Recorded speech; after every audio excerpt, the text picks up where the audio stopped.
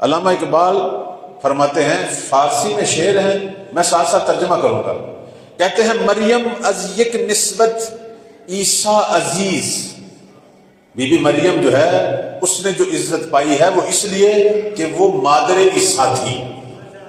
Be be مریم کی عظمت کہ اللہ نے اس کو عیسیٰ جیسا فرزند عطا کیا، اس لیے بی بی مریم، خدا نے اس ہستی کو چونکہ عیسیٰ دینا تھا اس لیے مریم کو اللہ نے یہ عظمت دی۔ لیکن اس سے نسبت حضرت زہرا عزیز، مریم کو تو ایک نسبت سے عزت ملی، زہرا کو 3 نسبت سے عزت ملی۔ اب جناب اقبال جو ہے وہ باری باری وہ 3 چیزیں بیان کر رہے ہیں، کہہ رہے ہیں کہ نور چشم رحمت للعالمین، فاطمہ کون ہے؟ کہ جو محمد کی آنکھوں کی ٹھنڈک ہے، کہ جسے اللہ نے سید الانبیاء جیسا باپ عطا کیا، مریم کو ایسا باپ نہیں ملا۔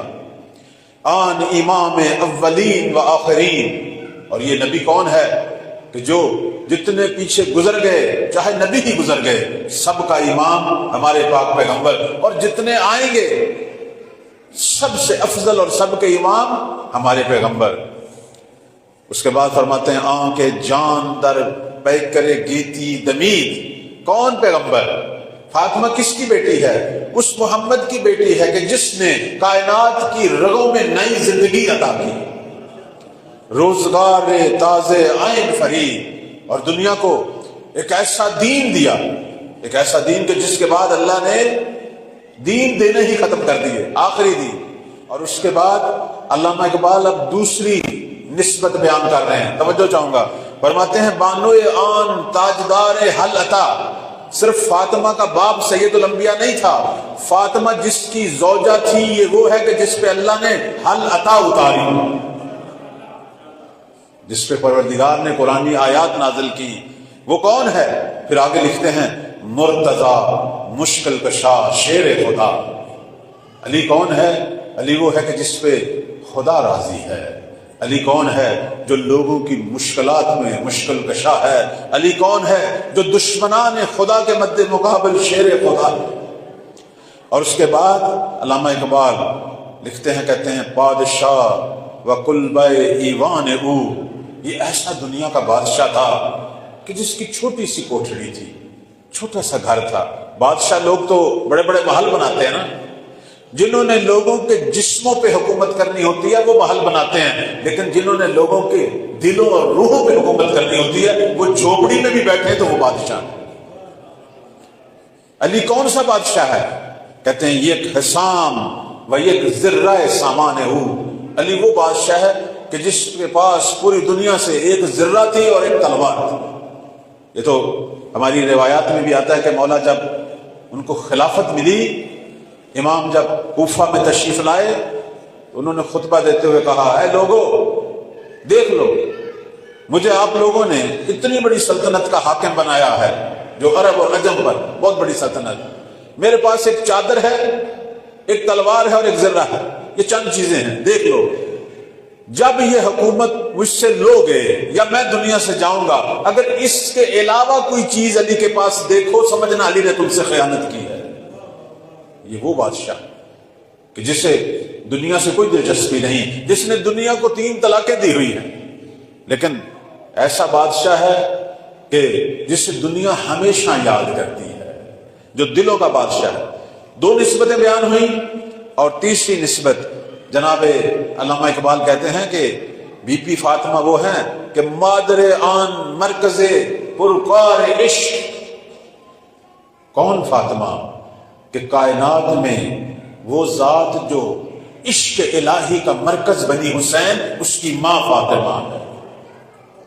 مادر آن کاروان سالار عشق، فقط حسین نہیں تھے مرکز عشق، بلکہ مولا حسین نے فقط خود تنہا اللہ سے عشق نہیں کیا، بلکہ عشق کا قافلہ لے کے چلے، جس میں ہر شخص خدا کا عاشق تھا، جس نے عشق کے رنگ ہی بدل دیے۔ دنیا میں آج تک حسین جیسا عاشق الہی نہیں دیکھا۔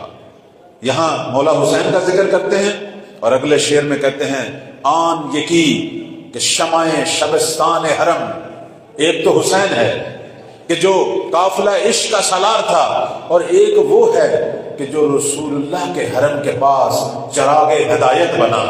کون؟ مولا حسن مجتبیٰ فرماتے ہیں کہ حافظ جمیعت خیر الامم، کہ جس نے مسلمانوں کے بکھرے ہوئے لوگوں کو، بکھرے ہوئے گروہوں کو دوبارہ اکٹھا کر دیا۔ اب یہاں تک جناب اقبال رحمت اللہ بی بی فاطمہ کی عظمت بیان کر رہے ہیں، بی بی مریم پر 3 جہت سے۔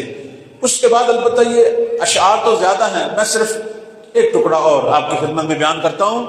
ایک مقام ایسا ہے اس غزل میں، یہ جو نظم ہے اس کے اندر، کہ جناب اقبال آخر میں جا کے اپنی عقیدت کا عروج بیان کرتے ہیں، اور میں نہیں سمجھتا کہ اس سے بڑھ کر کوئی جملے ہو سکتے ہیں جو اقبال نے اب بیان کیے۔ اقبال جب بی بی فاطمہ کی عظمت میں غرق ہوتے ہیں، محو ہوتے ہیں، کہتے ہیں کہ رشتہ آئین حق زنجیر پاس، میں کیا کروں اقبال، تیرے پاؤں میں دین نے زنجیریں ڈالی ہوئی ہیں، پاس فرمان جناب مصطفیٰ ہس، اور مجھے نبی کے فرمان کا حیا بھی ہے، جو کہ پیغمبر نے ہمیں کہا ہے کہ مسلمان یہ ہوتا ہے، نبی کی سنت کو دیکھتا ہوں، اور دین حق نے میرے پاؤں میں جو زنجیریں ڈالی ہیں اس کو دیکھتا ہوں۔ اگر یہ نہ ہوتی ورنہ گردے تربتش گردید میں، اے فاطمہ تیرا وہ مقام ہے کہ میں صرف تیری ہی قبر کا طواف کرتا، تیری قبر کا طواف کرتا۔ لوگ تو جاتے ہیں نا کعبہ کا طواف کرنے، اقبال کہتے ہیں میں پھر کعبہ کا طواف کرنے نہ جاتا، فاطمہ میں تیری قبر کو اپنے لیے کعبہ قرار دیتا۔ اور اس کے بعد کہتے ہیں سجدہ برخا کے او پاشید میں، صرف تیری قبر کا طواف نہ کرتا بلکہ تیری قبر کی تربت پر اقبال ساری عمر سجدے کرتا۔